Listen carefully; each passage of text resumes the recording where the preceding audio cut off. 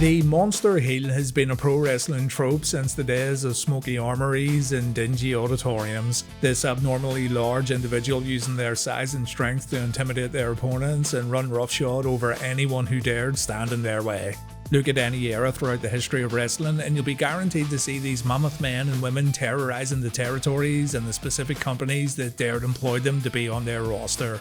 The likes of Bruiser Brody, Vader, Abdullah the Butcher, Andre the Giant, Aja Kong, Bull Nakano, Monster Ripper, King Kong Bundy, Yokozuna, and countless others destroyed their opponents throughout the decades, with the archetype still being prominently featured in modern day, with names such as Nia Jax, Brody King, Omos, and Bronson Reed taking on the mantle in recent years at one point or another. The issue with this specific type of villain is that their direction tends to be one note. They destroy everyone in their path until they're eventually stopped by the valiant babyface. Then it's a question of what do you do now with them now that they've been beaten? The mystique and the intrigue are now gone.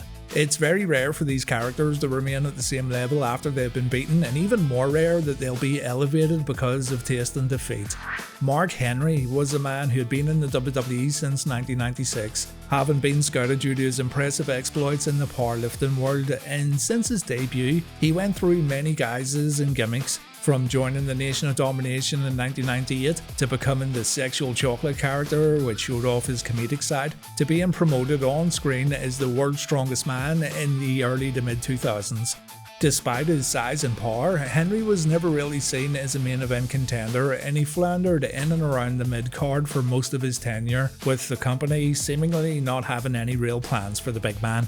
He did have a WrestleMania match with The Undertaker at Mania 22, which he would lose, and he did win the ECW Championship in 2008, but it wouldn't be until 2011 when Henry would capture another piece of gold and go on a run that would not only rejuvenate his career, but arguably become what he'll be best known for whenever anyone mentions his name. So in today's video, we're going to take a look back at Mark Henry's World Heavyweight Championship run where he'd finally be able to show the world just what he was capable of. Welcome to the Hall of Pain.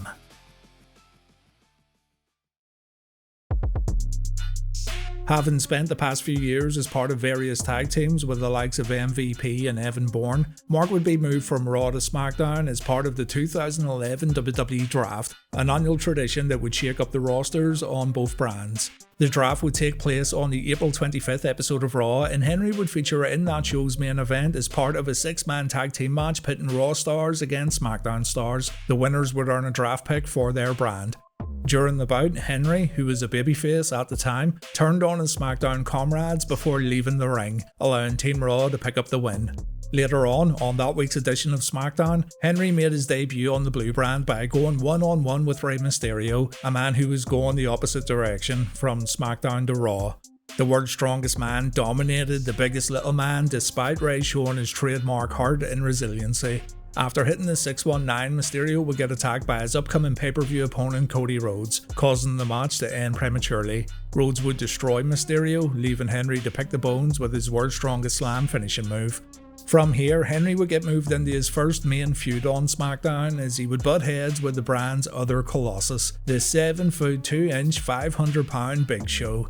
Show, despite being a Raw star, appeared on SmackDown to address his upcoming opponent at the Capital Punishment Show, Alberto Del Rio. An emotional Big Show was interrupted by SmackDown GM Teddy Long, who informed the Giant that if he laid a finger on Del Rio, then both Show and Teddy himself would lose their jobs in WWE. And since the big man invited himself onto the Blue brand and was dressed to compete, Long selected Mark Henry to face Big Show, and that match would take place immediately. A furious Show launched an attack on Henry as soon as he got in between the ropes, culminating in Big Show using his WMD punch to lay Henry out. Show then walked away as Mark was taken out on a stretcher, so later that week at Capital Punishment, Mark Henry would get his revenge as he would interject himself in the Big Show vs Alberto Del Rio match. Before the bell rang, Mark attacked Show from behind before scooping the big man up and driving him through the announce table with a world's strongest slam, a feat of incredible strength. Show would eventually be able to get in the ring to officially start the match, but the damage was done and Del Rio would win via referee stoppage. The following night on Raw, Mark would face the Big Show's buddy Kane in an arm wrestling match as voted by the WWE fans. In typical fashion, there would be no winner as Henry attacked Kane before a winner could be crowned. Just like the previous night, Henry scooped Kane up and he planted him through the announce table at ringside, proving that the world's strongest man was now to be taken deadly seriously. Henry would once again show up on Raw the following week to once again interrupt the Big Show vs Alberto Del Rio match, this time taking place inside a steel cage. Following a superplex from the world's largest athlete, Henry would proceed to rip the door off the cage and make his way inside. As he attacked the Big Show, Del Rio took the opportunity to escape the cage and win the match, and Henry would continue his path of destruction by using the cage door to ram the Big Show into the cage, causing a panel wall to collapse and Big Show to tumble out. Incredible. Back on the Blue brand, Mark would get a chance to prove his worth as a main eventer as he would go one-on-one with World Heavyweight Champion Randy Orton on the July 1st episode of SmackDown. Henry had pinned Orton in a tag team match the previous week, and if he was able to do it again, Teddy Long would have no option but to give Henry a shot at the gold at the upcoming Money in the Bank pay-per-view. Mark would dominate the world champion, but when the match spilled to the outside, the Big Show's music hit. Henry turned his attention to the ramp, anticipating the arrival of the Giant. However, it was all a ruse as Show didn't appear. Henry would end up taking an RKO on the outside and would subsequently be counted out, giving Orton the win in the process. A furious Henry would make his way to the tech area where he would confront the guy in charge of playing the entrance music. He would verbally berate the man as well as destroying his equipment before picking the unfortunate technician up and launching him off the audio platform. Henry and Big Show would then finally get their hands on one another at Money in the Bank in Chicago, and after what was a thoroughly entertaining big man match, it would ultimately be the world's strongest man who would prevail against the former WWE champion following 2 World's Strongest Slams and 2 standing splashes. After the bell, Henry grabbed a chair and he placed it around the big leg of his fallen adversary before heading to the second rope and crashing down on that same chair with a Vader bomb, thus injuring the mammoth leg of the Big Show. The big man would get taken out of the arena on a cart, taking him out of action for several months, and on the next episode of SmackDown, Henry would do the exact same thing to Kane to close out the show.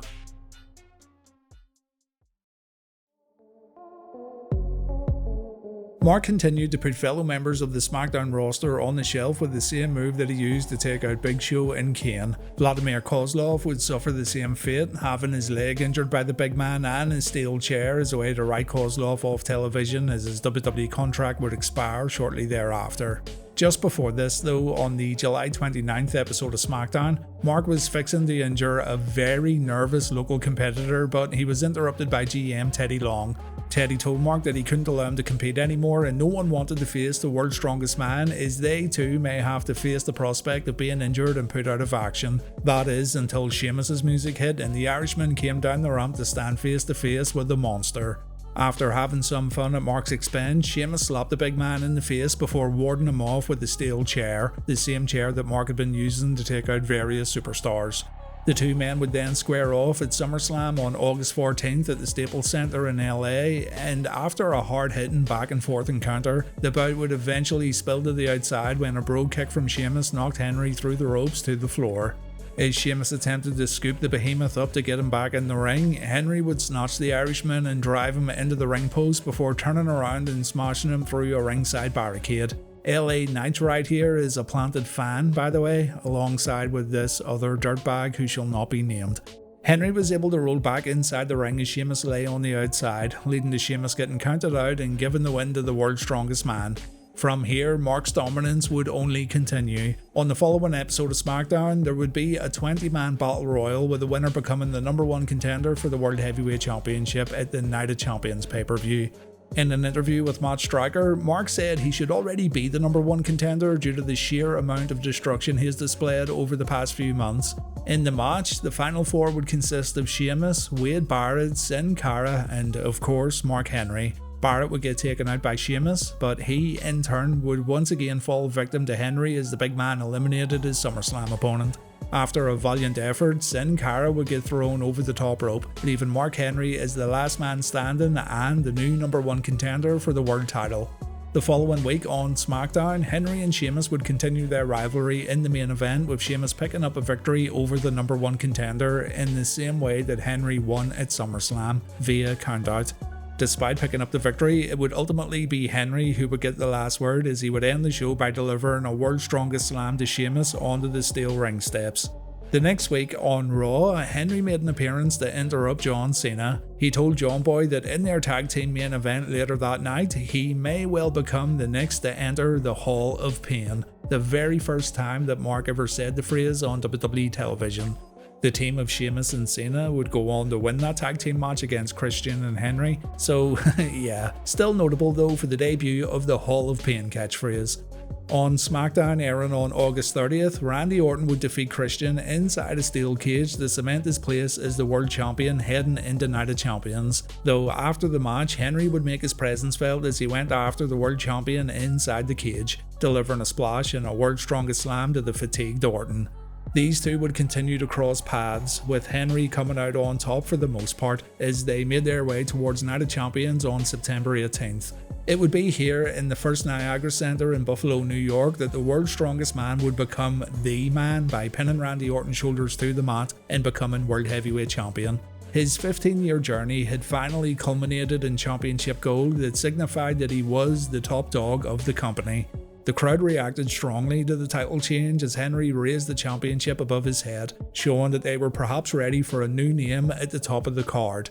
Following the match, Josh Matthews asked Henry for his thoughts on becoming champion, and Mark let out any frustrations he may have had, saying that he knew no one believed that he would be standing here with the most coveted prize in professional wrestling.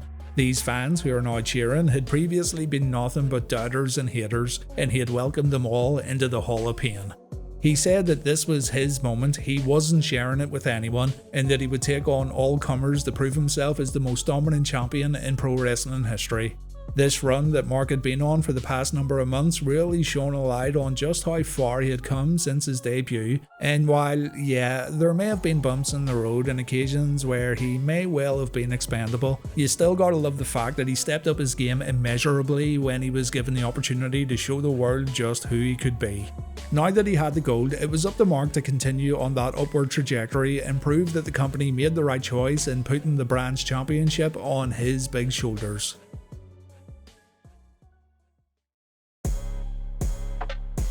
The following night on Raw Super Show, Jim Ross interviewed Mark and congratulated him on becoming the new World Heavyweight Champion, before asking him how it felt to prove all the naysayers wrong. Mark told JR that he'd never forgive him or the rest of the people that didn't support or believe in him, and Mark also told JR he was going to apologise to the new World Champion on behalf of the people.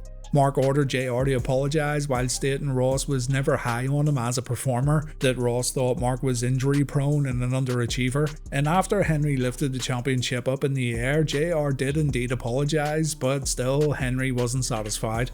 It looked like he was going to attack JR, but Jim's long-term broadcast colleague Jerry Lawler came to his friend's aid. He convinced Mark to let JR go, but he suffered the consequences as Mark let out Lawler with his patented World's Strongest Slam to a chorus of boos. He would then do the same to Lawler as he had done to Kane in the Big Show, putting Jerry through the announce table with his signature slam, and Mark would then go to SmackDown where he defended his World Heavyweight title against Christian in a lumberjack match. The winner would then go on to face Randy Orton at the Hell in a Cell pay-per-view, as Randy had cashed in his rematch clause for the event. Mark would retain his title, and so it was set, Henry vs Orton inside Hell in a Cell for the world title on October 2nd in New Orleans. The structure lowered inside the New Orleans arena, locking champion and challenger inside, and it looked like Orton was finally going to slay the monster inside the aptly named Devil's Playground. But it would be the champion who would walk out of Hell in a Cell in the same way he walked in, with the World Championship in his possession. Randy went for his signature punt kick, but he was intercepted by Henry, who connected with his World's Strongest Slam to retain the gold. After the match, Henry grabbed a steel chair and he tried to put Orton out for good the same way he'd done to the likes of Big Show, Kane, Kozlov, and on a recent episode of SmackDown, the Great Khali. He went up for the Vader Bomb, but Randy was able to avoid the contact. He used the chair to attack the World Champion, and Mark got chased away up the ramp. On the following episode of SmackDown, it would be a face from Mark's past that would come back to haunt the world champion. The Big Show, who Henry had taken out back in July at Money in the Bank, was back on the blue brand and he was looking to get some revenge on the man who put him on the shelf. Show said that physical pain's all part of the game, but it was the emotional pain and the humbling that he took at the hands of Mark Henry that really stuck in his craw. He was planning to take that pain that Henry caused him and return it tenfold, not just by physically hurting Mark, but emotionally hurting him as well. And he'd do so by taking the world title away from the world's strongest man. Mark would tell Big Show that the Giant hadn't done a thing to earn a title match, and so he'd let the big man know when and if he would be getting a shot at the World Championship, and that the opportunity would come on Mark Henry's time. Later that night, Mark would give his answer to Show's challenge, and that answer was an emphatic no. Show would storm the ring and the world's largest athlete would lay into the champion with rights and lefts. The men would eventually get separated by security, but only momentarily, as an enraged Show would easily dispense of every member of the security team, all while Henry took his title and headed back up the ramp. Big Show would once again go on the attack, but he would get sent into the barricade as Mark said about clearing the announce table, looking to send Show through it once again as he had done in the past. This time though, it would be Mark Henry who would get sent crashing through the wood as Big Show delivered a chokeslam to the champion. Show then grabbed a chair and he wrapped it around Henry's ankle before climbing the ring steps, but before he could jump off onto the chair, GM Teddy Long came out and said that Big Show would get his title match, but only if he didn't do what he was planning to do with that chair. Show acquiesced to the demand, but that didn't stop him nailing the champion with a shot across the back. So the next challenger was put in place. Mark Henry would defend his world title against the Big Show at Vengeance on October 23rd in San Antonio, Texas.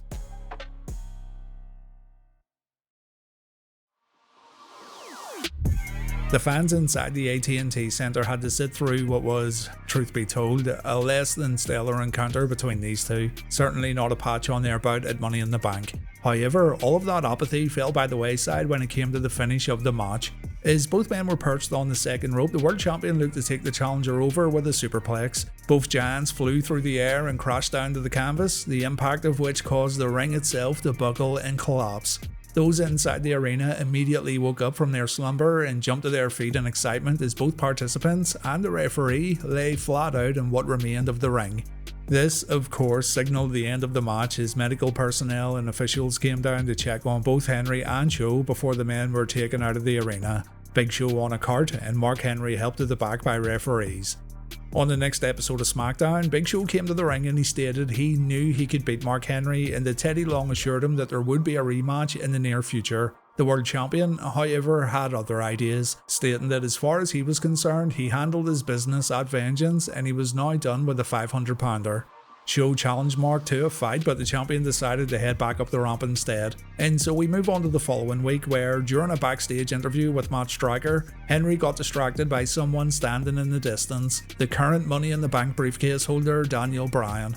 Mark confronted Bryan and he told him to not even think about cashing in his briefcase on the world champion. Bryan said he was going to wait until WrestleMania to cash it in, but Mark decided that tonight he wanted to face Bryan in a one-on-one match.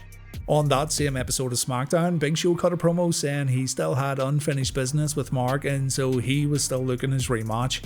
Before the main event match, Show told Bryan that he was going to stand in his corner, and so Mark took on Daniel Bryan with the Big Show standing at ringside. The world champion would dominate the majority of the bout, with the smaller Bryan showing flashes of his technical brilliance to gain a momentary advantage before quickly getting shut down by the power of the heavyweight champion.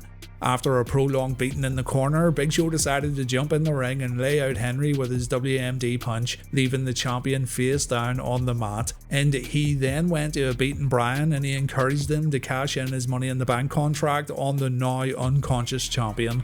Just when it looked like Bryan was going to do it, Henry intercepted him and he dropped Bryan with his signature slam. Henry then clobbered the Big Show with the briefcase before once again laying out his adversary with the world's strongest slam. Teddy Long then appeared to announce that the Big Show would indeed get his rematch for the world title at the upcoming Survivor Series pay-per-view, while the budding rivalry between the champion and Mr. Money in the Bank would continue as they would once again lock horns, with similar results, except this time the world champion would get a pinfall victory to end the match. After the bell, Henry looked to break Bryan's leg in a similar manner to that of the Big Show months earlier, but before he could, the world's largest athlete would make the save, chasing off the world champion and giving him something to think about before Survivor Series. We go to the world's most famous arena, Madison Square Garden, for the 25th edition of Survivor Series on November 20th, and those inside the arena would get to see if the Big Show could indeed get his revenge on the man who put him on the shelf earlier in the year. Things didn't go according to plan for the challenger as he fell victim to the world's strongest slam, but he was able to get his shoulder up before the 3 count. The champion was forced to change tactics and he decided to drive his opponent through the ringside barricade in an attempt to gain a count-out victory just like he had done at SummerSlam against Sheamus. But the Big Show was able to get back in before the count to 10 and he even went straight on offense, delivering a top rope elbow drop in the process. Yeah, the ring stayed upright on this occasion as it had been reinforced before the show began, in kayfabe of course. Show went to end it with his knockout punch, but Henry instead connected with a low blow to force the DQ. So the Big Show won the match, but Henry would keep hold of the gold. After the bout, Henry grabbed a chair and he looked to put Show out the same way he had done months before, but the big man was able to get out of the way, and after a WMD punch, it would be the world champion who would find out what it felt like to get injured by that very chair, as the Big Show would wrap it around Henry's ankle and drop a massive leg on top of the chair. Show then walked up the ramp as the champion was tended to in the ring, so this rivalry seemed to be far from over and it would continue on following Survivor Series.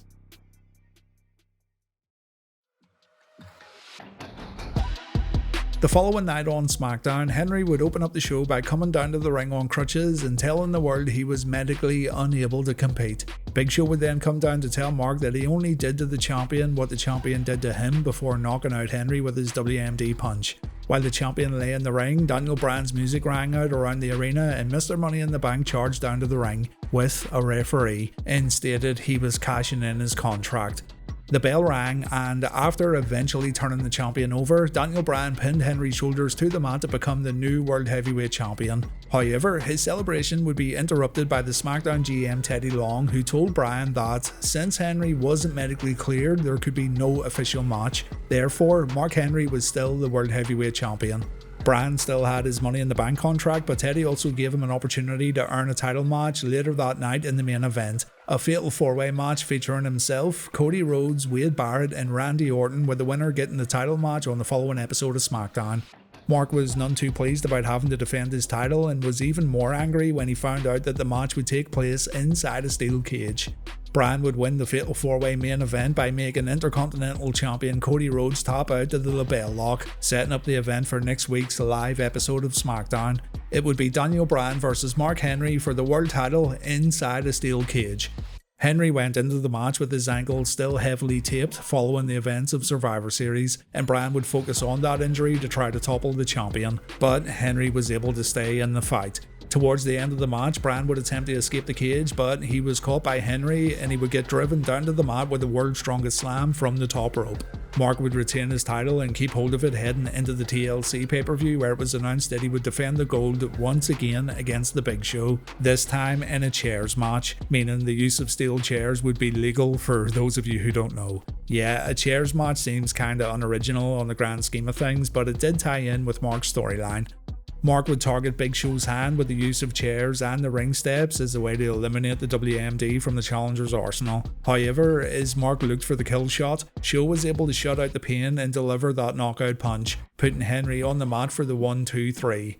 Mark Henry's World Heavyweight Championship reign had officially come to an end after 91 days, and as the new champion celebrated with his newly acquired belt, an enraged Henry attacked Show from behind before delivering a DDT onto a pile of steel chairs, thereby knocking the new world champion out cold.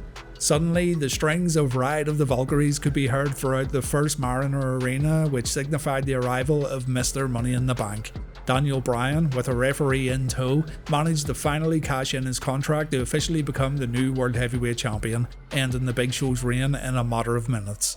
Not only did Mark Henry now no longer have the world title, the man who dethroned him didn't either, as a new main event star walked out of Baltimore with the coveted gold.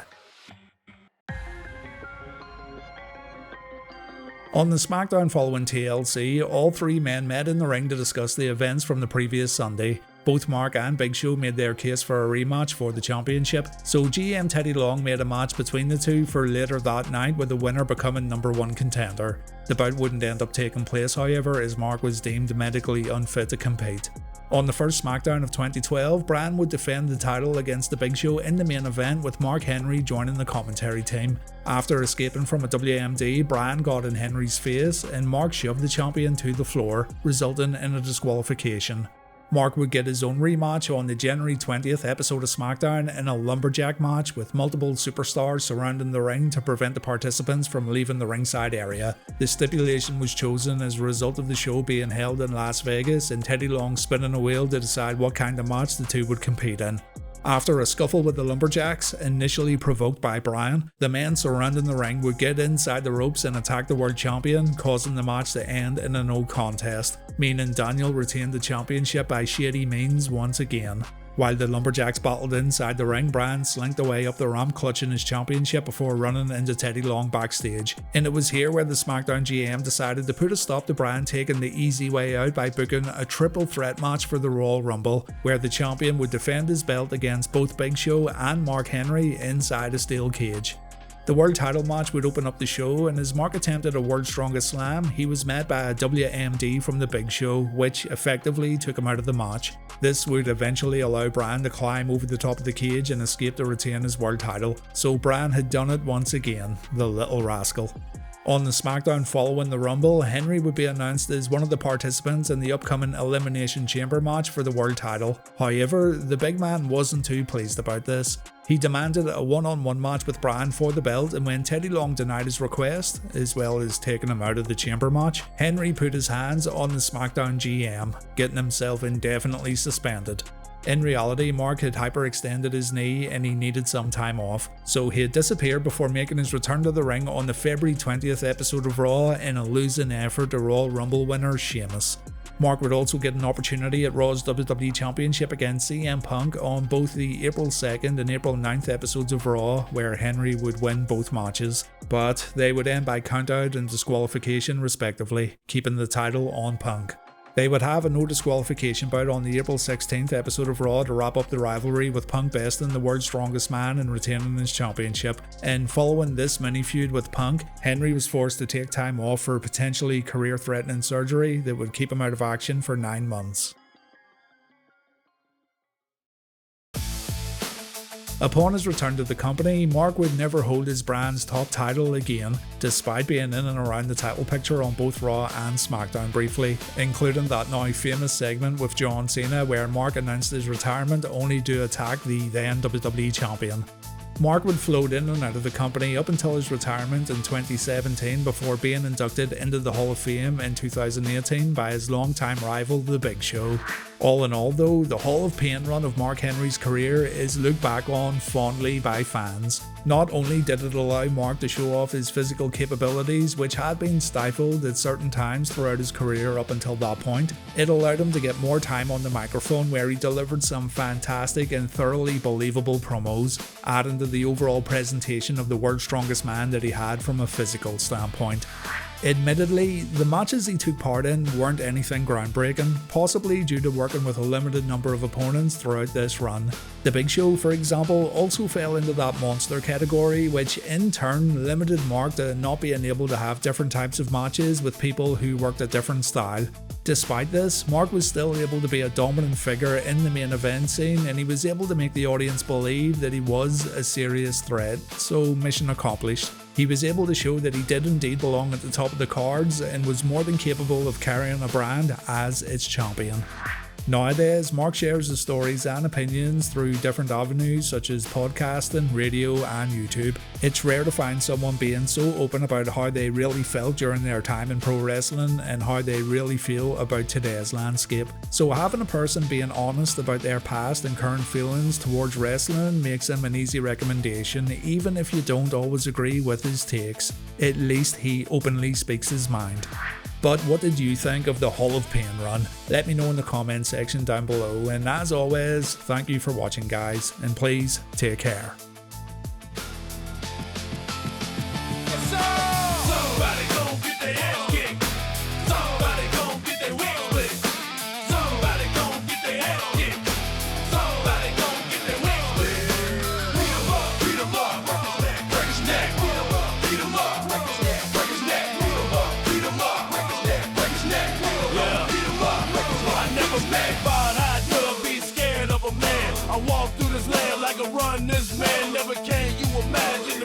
better bring. If I said I'ma do it in the street,